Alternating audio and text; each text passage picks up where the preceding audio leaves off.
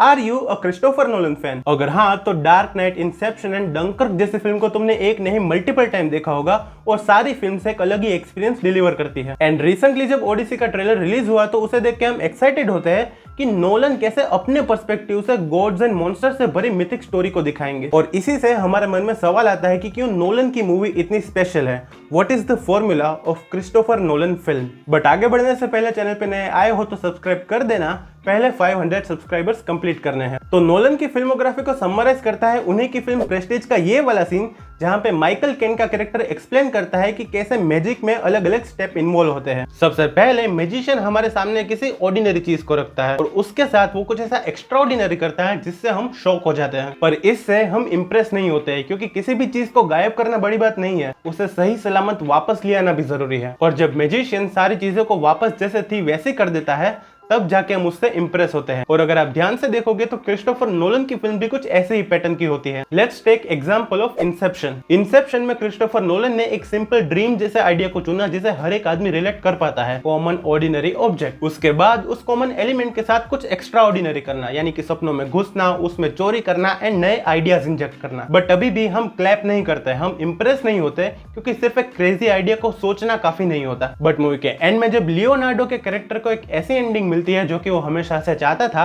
तब जाके हम इंप्रेस होते हैं। इन सिंपल एक नॉर्मल आइडिया का इनोवेटिव एंड बेहतरीन एग्जीक्यूशन। और इस एग्जीक्यूशन को अचीव करने के लिए नोलन अपनी हर फिल्म में कुछ की कंसेप्ट्स को फॉलो करते हैं। Number 1, unique screenplay. तो first of all sir Christopher Nolan की इस वाले वीडियो को देखो जहां पे वो एक्सप्लेन कर रहे हैं कि कैसे उन्होंने अपनी मूवी मेमेंटो का स्क्रीन प्ले लिखा। Best way to draw it is as a hairpin, like that. That's basically the end of the movie. This stuff is the black and white stuff. This is color. And what we do is we cut between the two the whole way through. So we alternate scene here, scene there, scene there, scene there, scene there, scene there, and they meet towards the end of the film. जिन लोगों की English बिल्कुल मेरी ही तरह Oxford के level की है उनके लिए एक्सप्लेन करूं तो नोलन अपनी फिल्म के स्क्रीन प्ले को एक हेयरपिन यू के फॉर्म में इमेजिन करते हैं, जहां पे सारे ऊपर वाले सीन जो है वो कलर में शूट होने वाले हैं और नीचे वाले जो है वो ब्लैक एंड व्हाइट में शूट होने वाले हैं। और इस पूरे स्क्रीन प्ले को मल्टीपल पार्टीशन में डिवाइड करके एक ब्लैक एंड व्हाइट पार्ट, उसके बाद में एक कलर वाला पार्ट, ऐसा करके 1 by 1 करके शूट किया जाता है। और जो हेयरपिन का सर्कुलर पार्ट है वहां पे colour and black and white ये दोनों पार्ट एक हो जाता है और मूवी एंड हो जाती है।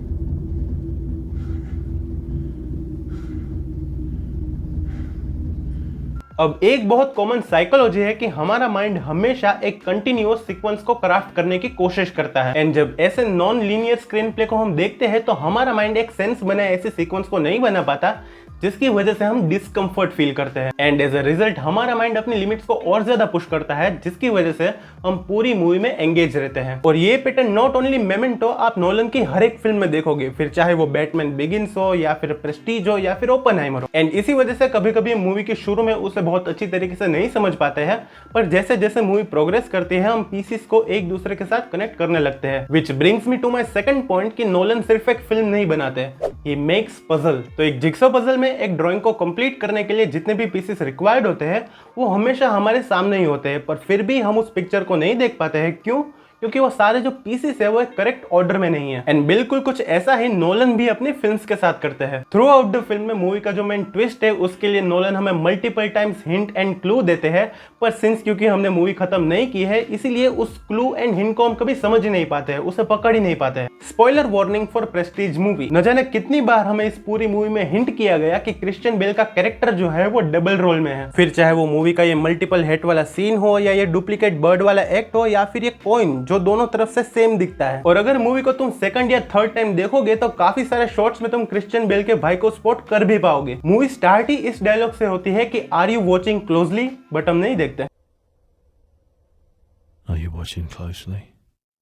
सीन्स को हमारे सामने प्रेजेंट ही इस तरीके से किया जाता है कि जिससे हम हिंट्स को मिस कर दें। एंड प्रेजेंटेशन से ही आता है हमारा नेक्स्ट पॉइंट कि कैसे नोलन अपनी हर एक मूवी में हर एक सीन को एलिवेट करते हैं रियलिज्म एंड इंटेंसिटी का यूज करके। तो हमारा माइंड ना इतना शार्प है कि उसके सामने अगर हम एक आर्टिफिशियल एंड एक रियल चीज को रखेंगे तो वो हमेशा रियल चीज को ही पसंद करेगा। इट डजंट मैटर कि आर्टिफिशियल चीज कितनी भी अच्छी क्यों ना हो, पर जो रियल वर्ल्ड चीज होती है उसके अंदर एक सेंस ऑफ लाइफ होती है, उसके अंदर एक सेंस ऑफ नेचुरलिटी होती है जिसकी वजह से हमारा माइंड उसकी तरफ ही लीन करता है। ऐसा लगता है कि जो चीज है वो बिल्कुल हमारी आंखों के सामने है, और इसी चीज को नोलन बहुत अच्छी तरीके से समझते हैं। इस पॉइंट के अराउंड नोलन के लिए तुमने मल्टीपल मीम्स इंटरनेट पे देखे होंगे कि कैसे वो हो सके उतना चीजों को प्रैक्टिकल रख के शूट करने की कोशिश करते हैं। फिर चाहे इंसेप्शन का ये हॉलवे वाला सीन हो, डार्क नाइट के बैटमोबिल का सीन हो, या फिर टेनेट में जब इस प्लेन को रियल में क्रैश करवाया गया हो। और ऐसा नहीं है कि इस चीज को बस एक सेक ऑफ ऑब्सेशन के लिए किया जा रहा है। जितना रियलिस्टिक वे में शूट किया जाता है फिल्म को, उतना ही ऑडियंस ज्यादा इमर्स होती है। इसका बेस्ट एग्जांपल है रिसेंट में रिलीज हुआ रामायण का ट्रेलर कि जहां पे ऑडियंस ने उसे हेवीली क्रिटिसाइज किया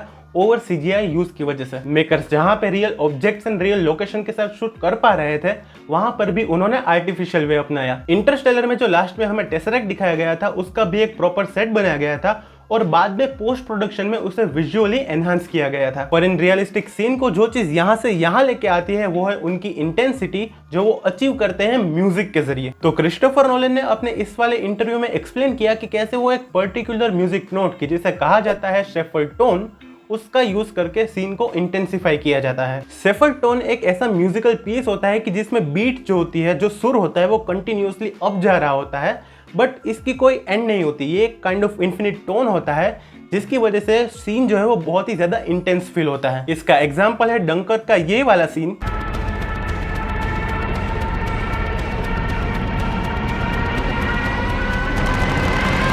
एंड इंटरस्टेलर का डॉकिंग वाला सीन।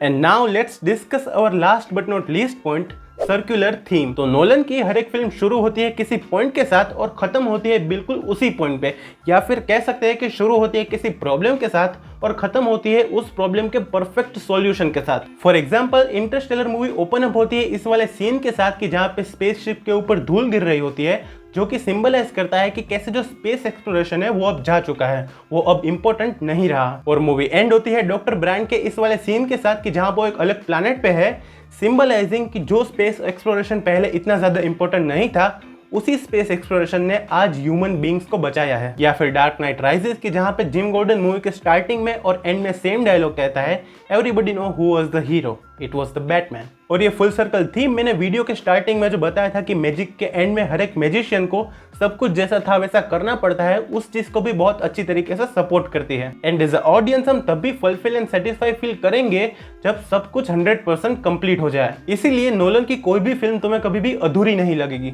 तो बस ये तो हो गए मेरे thoughts on filmography of Christopher Nolan.